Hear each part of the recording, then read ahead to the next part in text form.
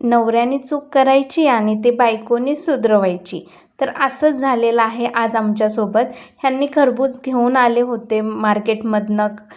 त्याला पण 2-3 दिवस झालं, पण ते एक पिकलं होतं. आम्ही एक खाल्लं आणि हे पिकलंच नव्हतं, जे की वरतून पण दिसत होतं. पण मी ह्यांना म्हटलं की कापू नका, ते कच्चं आहे, तरीसुद्धा ह्यांनी कापलं. ह्यांना वाटलं निघेल आतमध्ये गोड.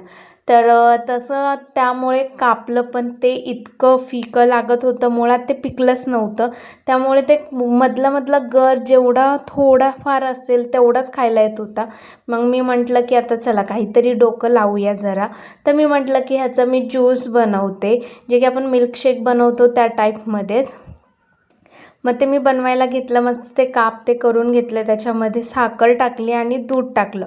आता हे जेव्हा मी वाटत होते तेव्हा वाटतानासुद्धा त्याच्यामधले काही जे काप होते ते बारीक झालेच नव्हते. मग मी परत एकदा करायला घेतला. त्याचा वास पण घेऊन बघितला, छान तर येत होता. वाटलं खूप छान झालेलं असणार आहे ते, पण मोठं राहिल्यामुळे मी परत एकदा त्याला वाटून घेतलं. मस्त दोघांनाही ग्लासमध्ये टाकलं.